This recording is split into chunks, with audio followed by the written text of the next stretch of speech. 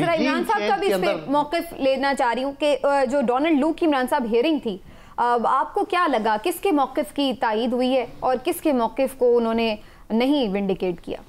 بسم اللہ الرحمن الرحیم. سمینہ دیکھیں، سیدھی سی بات ہے کہ ڈونلڈ لوک کی جو بریفنگ ہوئی ہے اس کمیٹی میں، اگر آپ اس کو دیکھیں کہ جو انہوں نے اپنے خیالات کا اظہار کیا ہے، میں یہ ذاتی طور پہ سمجھتا ہوں کہ وہ امریکی انتظامیہ کا اپنا پوائنٹ آف ویو ہے.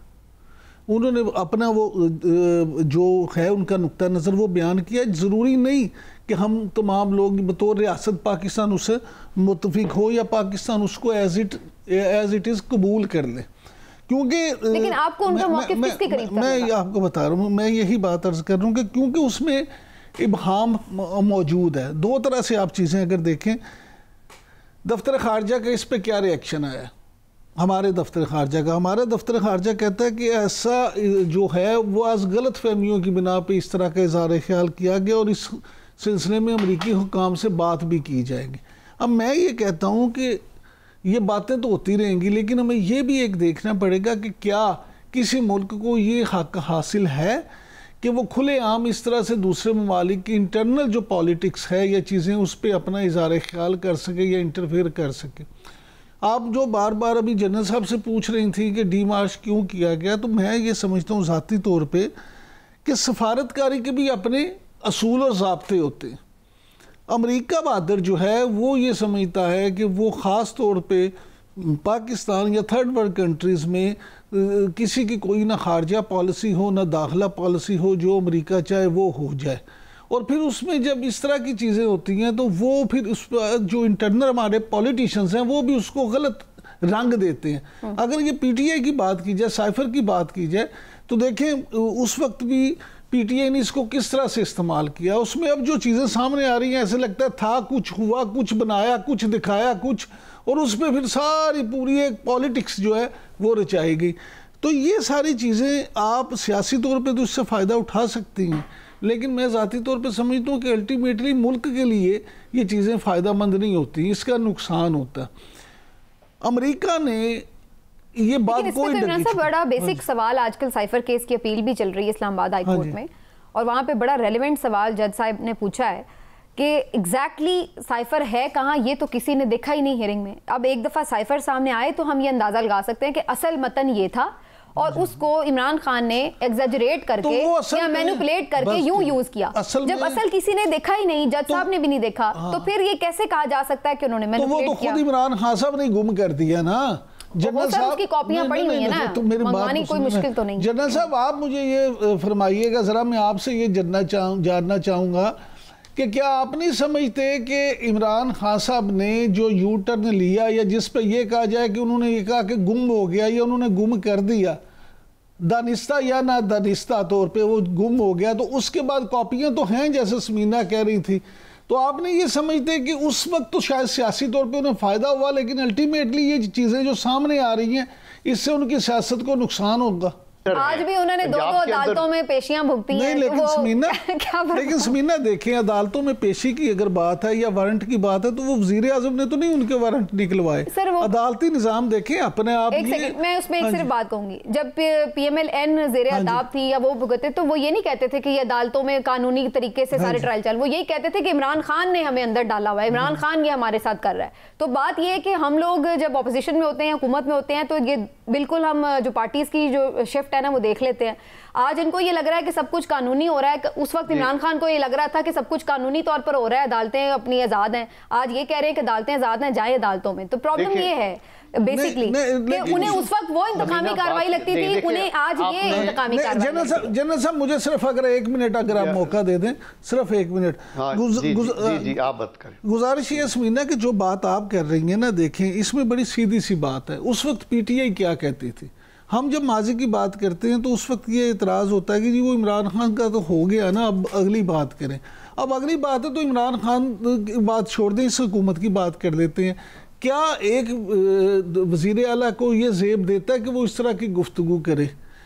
دیکھیں جس طرح کی نہیں، ہم تو اس وقت یہ کر رہے ہیں کہ انتقامی کارروائیاں کیا پی ٹی آئی کے ساتھ نہیں ہو رہی؟ میری گزارش سن لینا، جیسے اس وقت ہم یہ کہتے تھے کہ جی وہ پی ایم ایل این والے کہتے تھے کہ وہ عمران خان کے امام پر ہو رہی ہے، آج پی ٹی آئی والے یہ کہیں دیکھیں آپ کی بات اس کو درست مان لیتے ہیں کہ ان کے خلاف انتقامی کارروائیاں ہو رہی ہیں، تو اس کا طریقہ کیا ہے؟ وہ بطور وزیر اعلیٰ وزیر اعظم کے پاس جائیں اور اپنے تحفظات کا اظہار کریں، انہیں بتائیں کہ جناب یہ ہمارے خلاف چیزیں غلط ہو رہی ہیں، آپ اس میں ہماری مدد۔ عمران صاحب کے پی اسمبلی جو ہے وہ اجلاس نہیں بلا رہے، اسپیکر گورنر کہہ رہے ہیں کہ اجلاس بلائیں، حلف برداری ہو۔ بظاہر یہ لگ رہا ہے کہ جو مخصوص نشستیں ایکسٹرا ملی ہیں اپوزیشن جماعتوں کو، ان کی حلف برداری نہ ہو، اس لیے اسپیکر اجلاس نہیں بلا رہے، اور سینٹ کے الیکشن سے پہلے ان کا ارادہ بھی یہی نظر ہے۔ تو آپ کو یہ محاذ رائی کدھر جاتی نظر آ رہی ہے؟ سمینا، محاذ رائی کا کبھی بھی کوئی پازیٹیو رزلٹ نہیں نکلتا۔ اچھا، کتنی دیر اسپیکر اجلاس نہیں بلائیں گے؟ کیا سینٹ کے انتخابات میں بھی حصہ نہیں لینے دیں گے؟ کیا سینٹ ان کا پلان یہی ہے نا میں یہی گزارش کہ سینٹ کے انتخابات میں جو ایکسٹرا نشستوں والے ہیں وہ حلف نہیں لیا ہوگا تو وہ ووٹ کاسٹ نہیں کر سکتے۔ اب ایشو یہ ہے نا، تو پھر وہ معاملہ عدالتوں میں جائے گا، عدالتوں میں پھر ہوگا کیا، الیکشن ڈیلے ہوں گے، کیا ہوگا؟ تو یہ وہ پنجابی کے اندر کرماسی وجہ رہے گا، یعنی کوئی سمجھ نہیں آئے گی۔ دیکھیں اس طرح ملک چلتے نہیں، سوسائٹیاں اس طرح سے چلتی نہیں ہیں۔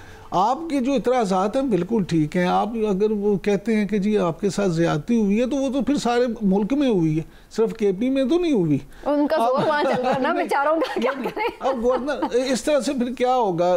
میں اور کیا زیادتی ہوئی ہے تو برداشت کریں؟ نہیں برداشت نہیں، دیکھیں قانونی راستہ اختیار کریں نا۔ پھر اس طرح کی بات ہوگی کہ تو گورنر راج بھی لگ سکتا ہے، پھر وہ شور میں جائیں گے کہ جی ہماری حکومت ختم کر دی ہے، گورنر راج لگا دیا۔